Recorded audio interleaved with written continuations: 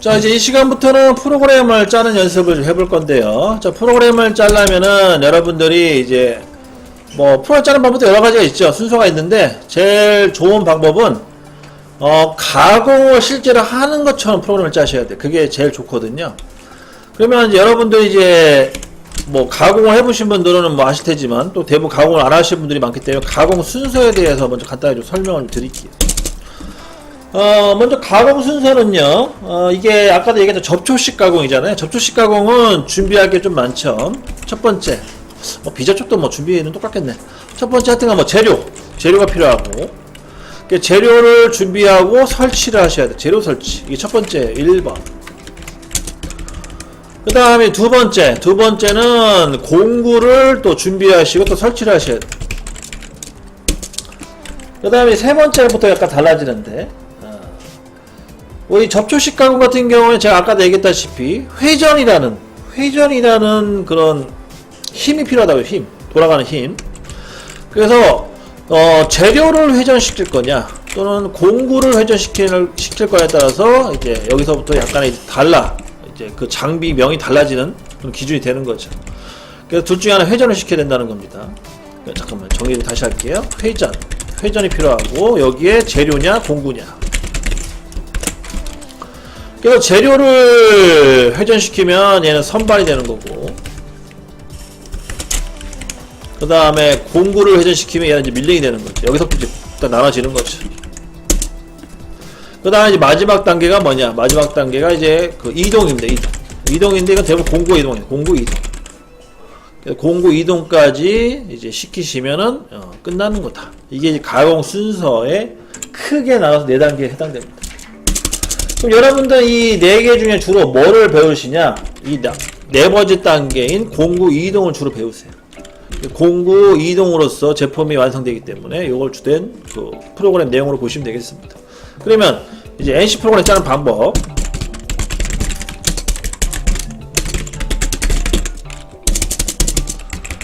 자, 공구 이동을 주된 내용으로 하면서 NC 프로그램 작성을 진행합니다. 그러면 NC 프로그램 작성할 때 쉬운 방법 아니면 기본적으로 여러분들이 알고 있어야 될 그런 내용들을 이제 먼저 설명할 건데, 먼저 첫 번째 여러분들이 뭐를 이제 아셔야 되냐? 기본적으로 이 NC 프로그램 작성하는 사람들은 도면 이해 또는 도면 분석을 잘 하셔야 됩니다. 제가 이제 여기서 교육원에서 지금 설계 쪽에서 교육을 하고 있는데, 저는 사실 가공이 제 주된 업무였는데, 저는 이 특징이 뭐냐, 실증을 좀 잘 느끼는 특징이 있어서 계속 들락날락 좀 했거든요. 그만뒀다 다시 들어왔다 그만뒀다 다시 들어왔다. 그러다 보니까 이 들어왔다 다시 나갔다 다시 들어오니까 내가 할 수 있는 그 가공 수업이 없더라고요. 그러다 보니까 이제 어쩔 수 없이 설계 수업을 맡게 되고 이렇게 해서 보직이 계속 바뀌었는데, 그래서 제가 이제 설계 수업을 해요. 설계 수업을 할 때 이제 도면 관련된 이제 설명을 많이 하는데, 이때 이제 되게 복잡해요, 사실. 설계라는 게 되게 복잡한데, 근데 이제 그 중에 이제 이 도면 분석을 할 때 이제 설명을 제가 어떻게 하냐면, 도면 분석은 한 가지만 유심히 보라고요. 뭘 보냐면 형상하고 치수를 잘 구분하시면 된다고. 이게 제 우선이라고. 그걸 먼저 얘기합니다. 형상과 치수를 먼저 구분시킬 수가 있어야 돼요. 그러면 형상과 치수는 어떤 식으로 구분을 해야 되냐, 그거는 이제 교재를 보고 좀 설명드리자면, 원래 도면이 있어야 돼. 도면을 아직 내가 프린트를 못했어요. 근데 여기 교재에 있는 도면은 뒷장에 130페이지 잠깐 보실래요? 130페이지? 130페이지가 그나마 낫네요. 130페이지 잠깐 보세요. 130페이지. 자, 130페이지를 보시게 되면 축도면이 있는데, 거기에 형상하고 치수가 나와 있어요. 그 형상과 치수를 먼저 구분을 하셔야 되는데, 근데 이 처음에 이 도면을 보시는 분들은 약간 구분이 안 되는 경우가 있어요. 이 구분이 안 될 때 제일 우선 봐야 될 게 뭐냐? 우선 제일 봐야 될 게 선의 굵기를 먼저 보셔야 돼요. 선의 굵기. 이 제도에서는요, 선의 굵기로 형상 표현을 많이 해요. 그래서 일반적으로 형상을 뭐라고 표현하면 외형선이라고 이제 표현을 하고요. 그 다음 치수는 말 그대로 치수선이라고 하는데, 이 외형선과 치수선의 선의 굵기가 달라요. 그래서 대략 뭐 시대에 따라서 약간 다른데, 외형선 같은 경우에는 선의 굵기가 0.5mm 정도 되고, 치수선 같은 경우에는 여기 한 반 정도, 0.2, 0.25 그 정도밖에 안 되거든요. 그러니까 2배 정도 차이가 나요, 굵기가. 그래서 이렇게 해서 도면 출력하는 걸 기본으로 합니다. 그래서 그게 130페이지 같은 경우에는 그 이 기계제도의 규격에 맞춰 제대로 출력이 된 거고, 그 다음에 그 옆에 있는 131페이지 보세요. 선의 굵기가 똑같죠. 이러면 이거 도면 출력이 잘못된 거예요, 지금. 작업자가 혼돈이 올 수가 있어요. 이게 지금 외형인지 제품 형상인지 아니면 이게 치수를 표현한 건지 헷갈릴 수가 있다는 거죠. 거기 화살표가 있으니까 안 헷갈리는 거지, 화살표까지 없으면 진짜 헷갈린다, 이게.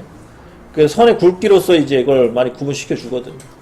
그게 이제 130페이지가 제대로 표현이 된 거고, 그걸로서 이제 먼저 분석을 하시면 돼요. 1차적으로. 그 다음에 이제 선반 같은 경우에는 원통형 형상이니까 원통형. 주로 파이, 직경을 말하는 거죠. 직경과 길이. 그 길이에 관한 치수값을 잘 이해를 하셔야겠죠. 이 원통형의 파이가 몇 파이며, 길이가 몇 밀리인지, 그거를 그 정도만 이해하시면 도면 분석은 거의 기본으로 됐다고 보시면 돼요. 그러니까 도면 분석을 먼저 잘 하셔야 되겠고요. 그 다음에 두 번째는 이제 뭐가 있냐? 두 번째는 원점을 이제 지정해줘요. 원점. 원점은 지정 또는 찾기로 가는데, 찾기. 이 원점이라는 거는 아까 얘기했죠? 자, 다시 한번 설명합니다. 원점이라는 거는 다른 뜻으로 X형, Z형을 말하고요. 그리고 이거를 우리 흔히 뭐라고 부르냐? 시작점이라고 부릅니다. 근데 아시다시피 도면에는요, 도면을 그리실 때는 언어를 기입을 안 해요. 언어는 최대한 배제하고 숫자라든지 치수 기호로 표기하거든요. 근데 지금 이런 원점을 도면상에 현재 표기를 하고 싶은데, 그럼 원점을 표기를 어떻게 합니까? 라고 했을 때, 이제 그 대응 방식이 그 130페이지의 오른쪽 끝에 보시게 되면 동그라미에 십자선이 있고 거기에 색깔이 입혀진 게 있을 거예요.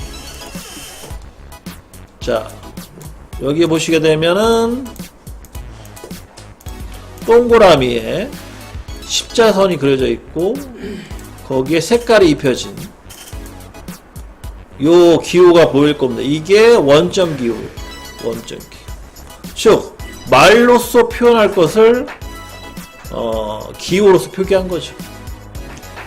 그게 이제 0, x는 0, z는 0을 표기했다는 뜻입니다. 거기를 00 잡으라는 뜻이죠. 원점 지정, 찾기. 그렇게 해서 이제 2, 5 단계를 넘어서야 되고요. 그 다음에 세 번째가 뭐냐? 세 번째가 이제 좌표값. 좌표값 구하기를 하셔요. 좌표값 구하기.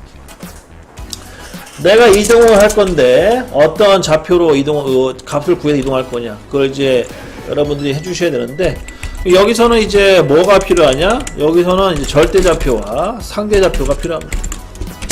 그러니까 절대와 상대, 이거를 이제 여러분들이 또 이해를 하셔야 되는데, 그러면 또 질문 들어와야겠죠. 선생님, 저는 절대와 상대를 모르겠습니다.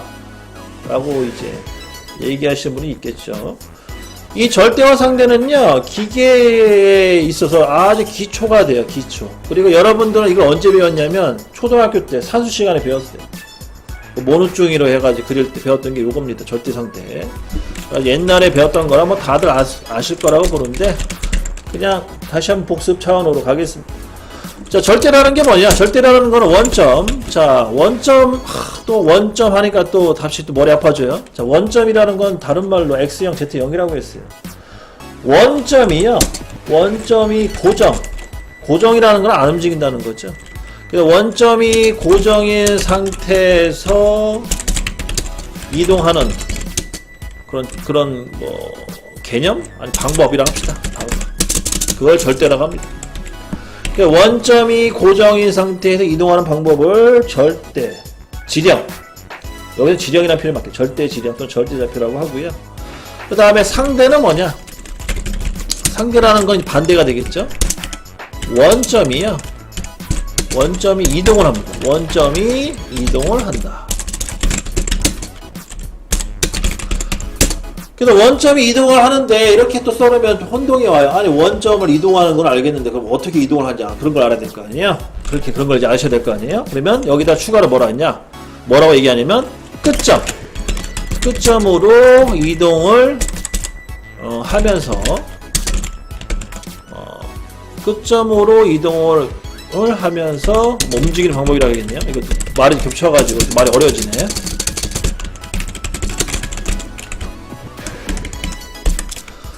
끝점이라는 것도 뭐냐? 자, 끝점이라는 거는 이제 여러분들이 이제 CAD 같은 거를 배우신 분들은 다 아는 내용인데 이게 아주 기초거든요.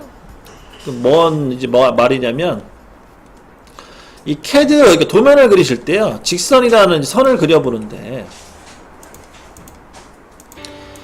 이 CAD에서 이제 어떤 게 있냐면 특징점이라는 게 특징점이라는 게 있는데 이 특징점이라는 거는 모든 이 선에는 고유의 점들이 있다는 거예요. 고유의 점, 특이한 점들. 그럼 예를 들어서 선은 대략 수평선이 있고요, 수직선이 있고 대각선이 있어요. 긴 선이 있고 짧은 선이 있는데 이런 구조되어 있거든요. 여기에 점들을 찾아낼 수가 있어요. 원래 정답은 점이 무수히 나타나는 게 정답이에요. 이게 다 점점으로 이렇게 이루어지는 거기 때문에. 근데 그거 말고 그거 너무 포괄, 너무 영역이 넓고 실제로 내가 찾을 수 있는 점이 뭐냐? 끝점은 무조건 다 찾을 수가 있어요. 끝점은 선이 수평선이든 수직선이든 대각선이든 선이 길든 짧든 간에 끝점은 다 찾아낼 수가 있고요. 그 다음에 또 찾을 수 있는 점이 뭐냐? 중간점은 무조건 찾아낼 수 있는 점이에요. 이런 것들을 특징점이라고 합니다. 고유의 점. 어떤 선이든 다 찾아낼 수 있는. 그러니까 우리는 이 점들 중에 필요한 점이 어떤 거냐? 양쪽 끝점이 필요한 거예요. 양쪽 끝점. 양쪽 끝점을 가지고 공구를 이동시켜 주는 거거든요. 그러면 이게 두 개가 양쪽 끝점이지만 처음에 진입하는 게 어떤 점이 되냐? 시작점이 되는 거예요. 원래는 양쪽 끝점으로 생각하지만 처음에 진입하는 걸 시작점이라 하고 그 다음에 끝나는 점을 끝점이라고 하는 겁니다. 그러면 이제 상대라는 건 뭔 뜻이냐? 이 원점이 항상 이 끝점으로 이동한다는 거예요. 끝점. 그래서 이렇게 도형이 있으면 여기가 시작점이고 여기가 끝점이 될 거 아니에요? 여기가 이제 원점이 되는 거예요. 또 여기가 또 시작점이 되고 또 여기가 또 끝점이 되겠죠? 여기가 또 원점이 되는 거예요. 또 여기가 시작점이 되면 또 여기가 또 끝점이 되는 거고, 여기가 시작점이 되면 끝점이 되는 거고, 원점이 항상 끝점으로 이동한다는 뜻입니다. 그게 하나의 룰이에요. 룰, 규칙, 상대좌표. 그런 식으로 이제 이동을 한다는 게 이제 상대좌표라고 보시면 되겠습니다. 그러면 여러분들은 주로 어떤 걸 많이 쓰시냐? 상대가 편할 거라고 생각들 하시는데 상대는요, 단점이 뭐냐? 초보자들한테 쥐약이에요. 그거를 또 오랜만에 잘 느꼈습니다. 최근에 저희 수료생 중에 한 분이 컴퓨터 운영 가공 산업기사 시험을 보려고 실기 준비를 하는데 거기에 이제 머신센터 NC 프로그램 작성하는 게 있거든요. 시험 내용 중에 수기를 작성합니다. 그 친구가 이제 프로그램을 짜는데 상대가 편하다 상대좌표로 프로그램을 짰대요. 근데 그 친구는 초짜예요. 잘하는 친구는 아니고 여기서 배운 친구니까.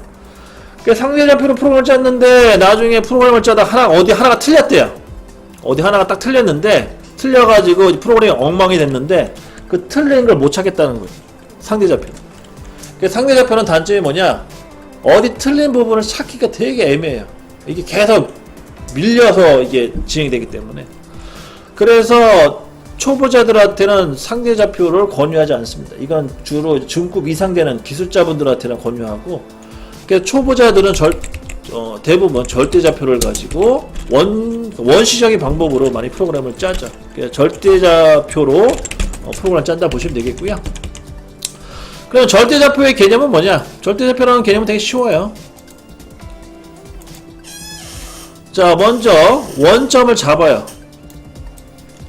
원점을 잡고, 그러면 이 원점이라는 게 다른 말로 x0, z0이 되는 거잖아요.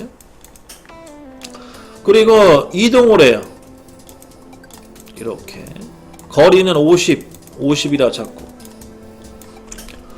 그러면은 이 거리값을 이용해서 이제 절대좌표 개념으로 해서 거리값을 넣어줘야 되는데, 절대좌표라는 거는 지금 화면에 보이는 것처럼 거리 계산을 무조건 여기서부터 시작하는 거예요. 여기서부터 여기 거리가. 그리고 여기로 가려고 해도 여기서부터 여기 거리값으로 계산을 합니다. 그럼 여기가 1번이고 2번이면 1번의 거리값은 50이 되겠고요. 그 다음에 2번의 거리값은 여기서부터 시작한 거니까 100이 됩니다. 그게 절대좌표 개념이에요. 그러니까 누적돼서 가는 거예요. 누적. 50, 100, 150, 200 이런 식으로 누적돼서 그게 절대좌표 개념이고, 그 다음에 상대좌표 개념은요. 상대좌표 개념은 이 원점이 끝점으로 이동을 하기 때문에 처음에는 값은 똑같아요. 50. 처음은 값은 똑같이 가지만 50. 근데 얘가 원점이 이리로 이동을 해요. 끝점으로. 여기서 다시 이렇게 가는 거거든요. 그러면은 얘는 거리가 절대좌표는 100이지만 상대좌표 같은 경우는 50만큼 가주면 돼요.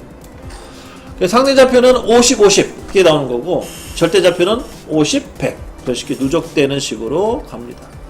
그리고 대부분 도면을 보시면 아시게 도면은 상대좌표로 표기되어 있어요. 도면을 보세요. 도면 보시게 되면 상대좌표로 그 거리값만 딱딱딱 제시되어 있거든요. 그러니까 이런 걸 보고서 이제 초보자들은 상대좌표가 편하겠구나 그렇게 생각하고 상대좌표로 프로그램 짠다는 겁니다. 근데 그게 쥐약이다. 잘못 먹으면 이제 바로 이제 불량 나는 거예요. 그러니까 절대좌표로 해야지만 약간 계산은 하겠지만 그게 훨씬 불량 찾기가 훨씬 수월합니다. 그렇게 이제 이해하시면 되겠고요. 그래서 이제 절대좌표까지 설명이 끝났고, 그 다음에 마지막 네 번째가 뭐냐? NC 프로그램 작성입니다. 이 NC 프로그램 작성은 이제 그 윗단계 3단계를 거쳐지고, 여기에 이제 뭐가 추가되냐? G코드, 그 다음에 M코드, 그 다음에 절삭 조건 등이 포함이 됩니다. 그래서 그렇게 해서 이제 G코드, 그러니까 즉 NC 프로그램이 완성이 되는 거죠. 그러니까 전체적으로 프로그램 짜는 방식은 이렇게 진행이 돼요. 이런 식으로.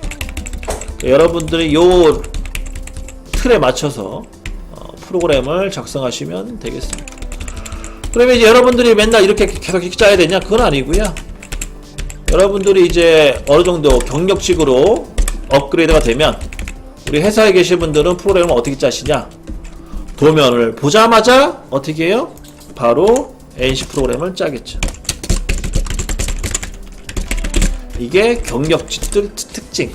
시간은 돈이다 하면서 맨날 강조하는 그런 내용들이죠. 근데 이거를 우리 초보자들한테 적용시키면 초보자들은 맨날 하는 말이 뭐냐? 저는 아무것도 몰라요 하면서 맨날 뭐 예를 들어서 뭐 아버지가 기술자면 아버지가 뭘 알려주는데 도저히 모르겠어요. 뭐라고 얘기하는지 하나도 모르겠어요. 뭐 빨리빨리 짜라고는 하는데, 근데 그게 왜 그러냐면 이게 한 단계 순서가 있는데 순서별로 가야 될 여러 가지 그런 내용들이 있는데 그걸 다 무시하고 결과만 딱딱딱 설명하니 당연히 작업자 입장에서는 혼란이 오고 헷갈릴 수밖에 없다는 겁니다. 그래서 이런 식으로 해서 이제 교육이 진행된다라고 보시면 되겠고, 그럼 다시 한번 갑시다. 첫 번째로, 자 얘를 먼저 진행하셔야 돼요. 가공 순서, 재료 설치, 공구 설치, 회전, 그 다음 공구 이동. 이 공구 이동이 주된 프로그램이라고 있어요. 여기가 주로 프로그램을 작성하는 곳.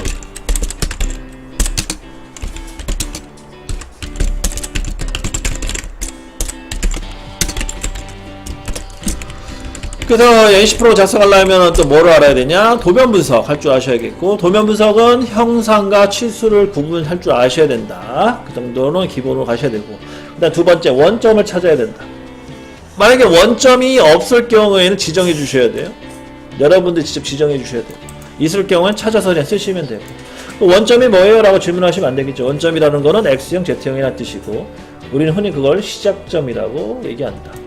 그 다음에 세 번째, 좌표값을 구해야 돼요. 좌표값은 거리값, 즉 직경과 길이값을 구하셔야 되고요. 그 구하는 방법은 두 가지 방식이 있다고 했죠. 하나는 절대 지정 방식, 또 하나는 상대 지정 방식이 있다고 했습니다.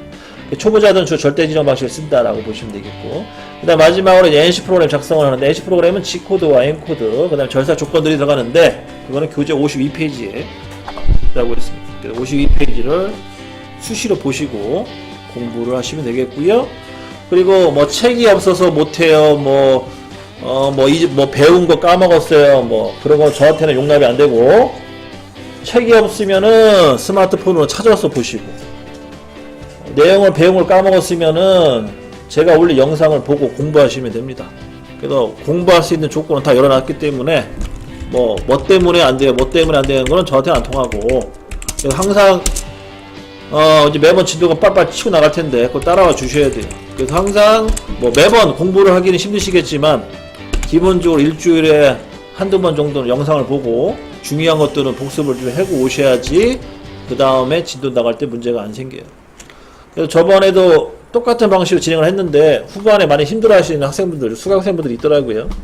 뭐 그런 분들은 대부분 뭐 공부를 복습을 안 하시니까 이런 건데 뭐 그거는 뭐 어쩔 수 없고.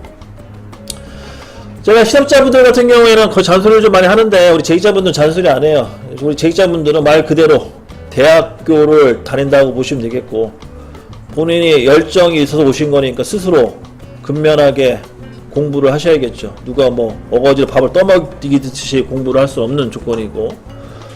그러니까 우리 재직자분들은 또 그나마 다행인 게 여러분들은 이게 돈이라는 거로 연관이 져요. 그러니까 우리 직장인들이 이 공부를 할 때 주된 그러니까 자기 개발을 할 때 주된 그 요소가 뭐냐면 돈과 연관이 있냐, 그거를 많이 따지거든요.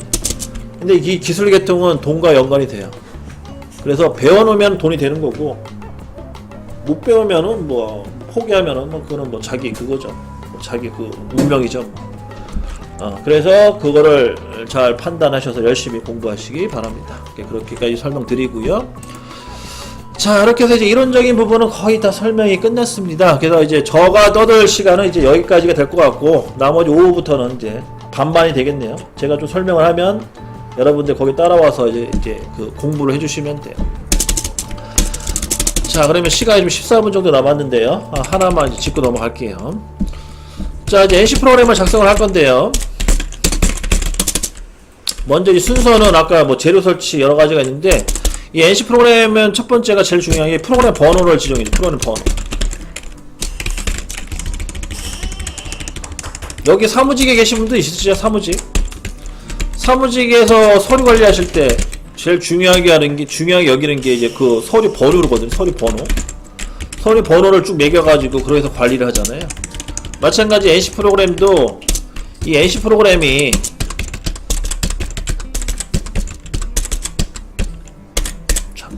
잘 눌러주세요. NC 프로그램이 한 개만 존재한다면 프로그램이 필요가 없는데, 우리 NC 프로그램도 엄청 많거든요. 수시로 생겨요. 그래서 프로그램마다 번호를 매겨줘요.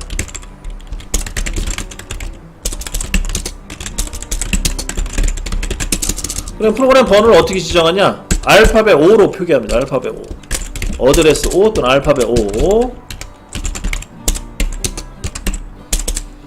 그리고 지금 여기 지금 노트에다가 필기하시는 분들이 계시는데, 이제 여러분들 이거 옛날 방식이에요. 노트에 필기하는 건 옛날 방식이고요. 저처럼 메모장에다가 워드로 치셔서 입력하세요. 왜냐하면 나중에 프로그램 짠 거 다 워드 이렇게 입력해가지고 이걸로 가지고 이제 프로그램 그 시뮬레이션 가공도 이렇게 해서 할 거고요. 그 다음에 실제로 저 기계상에서도 수기로 입력하는 건 너무 시간이 오래 걸리기 때문에 그 메모장에다가 입력한 걸 불러다가 깎을 거거든요. 그래서 메모장 같은 거 띄워놓고 거기다가 이걸 다 적을 수는 없지만 필요한 것들은 다 이제 메모장에다가 입력을 하세요. 그래서 알파벳 5를 입력해 보시고, 이 컴퓨터 세대가 아니신 분들은 이제 여기서부터 이제 약간 이제 혼란이 오는데, 특히 우리 어머님들도 마찬가지고요. 우리 아버님도 마찬가지지만, 예전에 저희 어머님이 올해 연세가 67세인데 예전에 386 컴퓨터 배우다가 병나신 적이 있어요. 학원에서. 그때만 해도 5.2인치 디스크에 집어넣고 막 공부를 하셨다고 하던데. 그래서 이제 우리 부모님 세대 같은 약간 연배가 드신 분들은 이 컴퓨터가 익숙치가 않아요. 그래서 이제 약간 문제점이 생기는데, 어떤 문제가 생기냐. 이 알파벳 5와 숫자 0이 구분이 안 가요. 알파벳 5와 숫자 0이 구분이 안 갑니다. 그래서 얘는 주의할 점이 뭐냐. 글꼴을 도듬체로 좀 바꿔주세요. 글꼴 여기서 바꾸자? 서식의 글꼴. 글꼴을 가셔가지고 도듬체로 좀 바꿔주세요. 도듬체로 바꿔주시게 되면 그나마 구분이 돼요. 알파벳 5와 숫자 0이. 근데 이거 글꼴을 잘못하게 되면은요, 이렇게 입력돼 버려요. 이게 좀 숫자가 입력된 건지 알파벳에서 입력된 건지 구분이 안 간다는 거예요. 그래서 제가 미리 다시 한번 말씀드립니다. 메모장에 가셔가지고 글꼴을 도듬체로 하시고, 그 다음에 알파벳 O와 숫자 0을 확실하게 구분시켜 주시고, 그거 난 도저히 메모장 못 쓰겠다 하시는 분들은 알파벳 O는요 이렇게 표기합니다. 숫자 0은 이렇게 표기하고요. 요게 이제 이쪽 계통의 룰이에요. 뭐 룰은 아니고 사실 그 프로그램, 그러니까 자격증 시험 볼 때 이렇게 해야 자격증 시험 볼 때. 우리가 뭐 회사에서는 평가라는 걸 안 하잖아요. 근데 자격증 시험 볼 때 평가를 보는데 누가 이제 저렇게 개발한 것 같아요. 알파벳 O에다가 어자 붙이라고. 그렇게 해서 이제 정리하시면 되겠고요. 그 다음에 이제 숫자를 입력하죠. 숫자는 1번부터 9999번까지 입력이 가능하고요. 그 중에 하나를 쓰시면 되겠습니다. 여러분들은 대표적으로 1번을 많이 쓰겠죠. 1번 알파벳 O의 숫자 1번 이렇게 입력하시면 됩니다. 그리고 이거를 기계에다 입력하게 되면 기계는 자릿수를 맞춰줘야 되기 때문에, 자릿수 때문에 얘는 어떻게 바뀌냐면 알파벳 O에 0001이 돼요. 이렇게 바뀝니다. 그래서 우리는, 인간은 이렇게 입력하시면 되고요, 기계는 이렇게 변경해서 입력을 한다는 거예요. 그리고 EOB, 자, EOB는 설명해 드렸죠. 아까 EOB는 우리말로 마침표라고 했어요. 여기서는 블럭의 끝.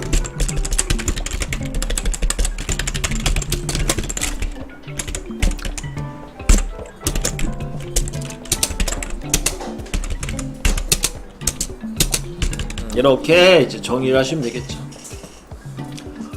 그래서 이런 식으로 해서 프로그램마다 번호를 먼저 집어넣어 줘야 돼요. 알파벳 O에 숫자 4자리 중에 하나, 또는 숫자 4자리에 맞춰서 넣어주시면 되겠고,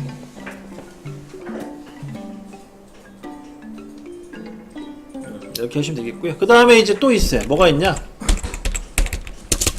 이렇게까지만 해도 이제 작업자한테 불편해요. 다시 한번 말씀드리지만 CNC 선반은 인간이 편하게 일하게끔 하기 위해 나온 장비이기 때문에, 인간이, 그러니까 뭐 작업자가 막 하다가 불편해한 거는 다 있어요. 그거를 해결할 수 있는 그런 기능들이. 그러면 이제 작업자들이 이제 프로그램 번호를 쭉 나열하다가 짜면서 느꼈던 게 뭐냐, 이게 한 하루 이틀 지난 거는 찾을 수 있겠는데 한 달 지나고 6개월 지나고 1년 지나고 못 찾겠다는 거예요. 번호로는 도저히 못 찾겠다는 거예요. 번호 갖다는 기억이 안 난다는 거예요. 그래서 여기다가 정보를 더 표기하고 싶다는 거예요. 그 정보는 어떻게 표기하냐, 주소라는 걸 달아. 주소라는 거는 우리가 쉽게 이해하려면 뭐로 이해하시면 설명문이라고 하죠. 설명문을 달아주는데, 이 주소는 어떤 방식으로 달아주냐, 양가로를 쳐줘요.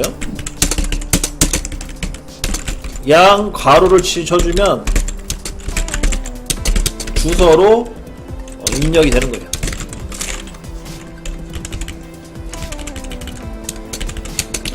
그리고 주의할 점은, 아까처럼 비전 385처럼 국내용은요 한글 지원이 돼서 여기다 한글도 입력하면 되거든요. 예를 들어서 2019년 6월 1일 1교시 A 뭐 이렇게 해서 뭐 아니면 뭐 몇 번 프로그램 뭐 이렇게 하면 되거든요. 근데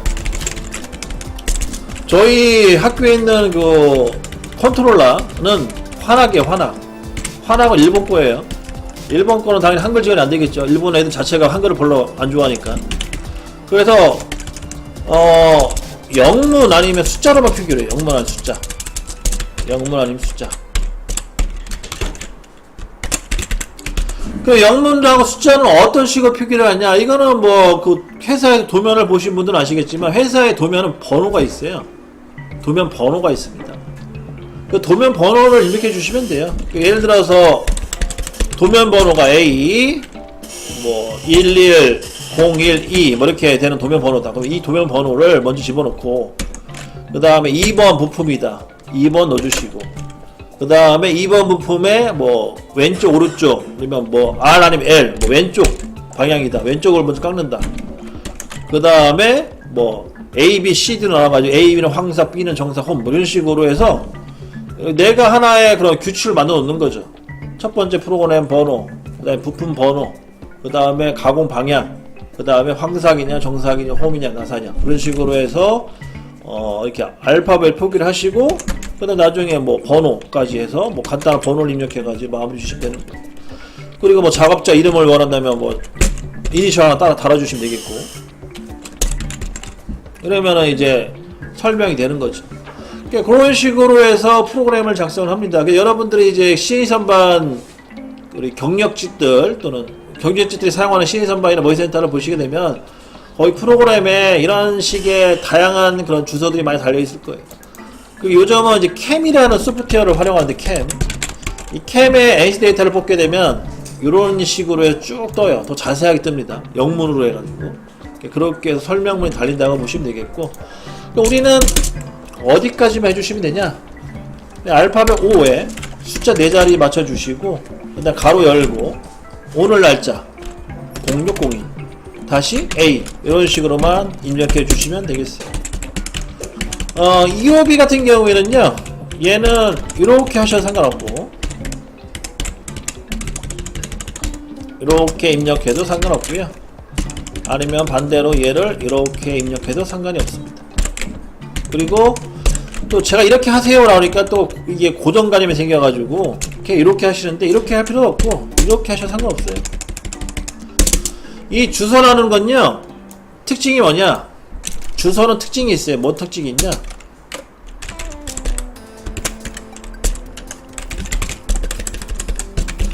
주소는요, CNC 선반이 이 내용을 몰라요. 그러니까 자기 머릿속에 이 주소가 쭉 들어가 있지만 얘는 이거를 없는 거로 생각해. 없는 거. 없다. 그러니까 아예 그냥 우리 안 보이는 보자기 딱 씌운 것처럼 사람이 이게 투명인간처럼 숨는 것처럼 싹 사라지는 거예요. 그래서 여기다가 주소를 막 진짜 몇 줄씩 장문으로 빡 입력해도 상관이 없어요. 막 입력하고. 그 대신에 주의할 점은 메모장에다 입력할 때는 간혹 이제 길게 써도 상관이 없어요 라고 했더니만 어떻게 입력하냐면 이렇게 하고 이렇게 한 다음에 이렇게 치시는 분이 있어요. 이렇게 가로를. 여기가 이제 한계치에 와서 밑줄 내리고 첫 번째 문장에다가 가로치고 두 번째 문장에다 가로치는 경우가 있는데, 이러면 알람 떠요. 자, 이런 식으로 두 문장으로 나눠서 할 경우에는 양가로를 꼭 쳐주셔야 돼. 끝날 때마다. 이런 식으로. 그렇게 해서 뭐 예를 들어서 이제 제가 자주 쓰는 용어인데, 나는 점심을 먹으러 그 다음에 한 문장 띄우고 갑니다. 뭐 이렇게 쓰라는 거죠. 요게 주의할 점이에요. 이렇게 안 하시면은 알람이 뜬다라고 보시면 되겠습니다. 그래서 여기까지 하고요. 정리하겠습니다. 이번 시간.